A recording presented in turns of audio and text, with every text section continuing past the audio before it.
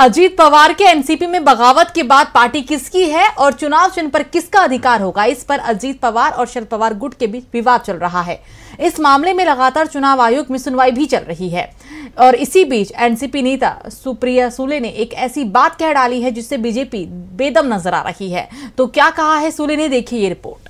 NCP में दो फाड़ के बाद महाराष्ट्र की सियासत में एक बार फिर से सियासी खिचड़ी पकने लगी है। अजीत पवार के मुख्यमंत्री बनने की खबरें भी जोर पकड़ रही है। अपने चचेरे भाई के बागी होने के बाद भी सुप्रिया सुले ने बड़ा बयान दे दिया है। एनसीपी की बारामती से सांसद सुप्रिया ने कहा कि अगर अजीत पवार महाराष्ट्र के मुख्यमंत्री बनते हैं तो सबसे पहले उन्हें माला पहनाने वाली महिला वही होंगी। उन्होंने कहा कि अगर एनडीए 2024 में अजीत पवार को 5 साल के लिए मुख्यमंत्री बनाती है तो सबसे पहले मैं उन्हें मालाएं पहनाऊंगी। वो मेरे भाई हैं। बीजेपी से पहले मैं उन पर दावा ठोक सकती हूँ। सुप्रिया का ये बयान उस समय आया है जब अजीत और शरद पवार गुटों में पार्टी नाम और चुनाव निशान को लेकर झगड़ा चल रहा है। महिला विंग के एक कार्यक्रम में पहुंची सुप्रिया ने बीजेपी पर जमकर निशाना भी साधा। उन्होंने कहा कि भाजपा को आंतरिक झगड़े भड़काने की आदत है, चाहे वो शिवसेना के अंदर हो या हमारे बीच।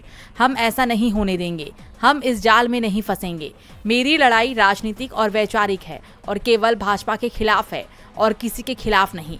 एनसीपी नेता सुप्रिया सुले ने भ्रष्टाचार मामले में बीजेपी से सवाल किया है। उन्होंने कहा कि बीजेपी एनसीपी को भ्रष्ट पार्टी बताती है और ये भी कहती है कि वो हमसे बातचीत कर रही है।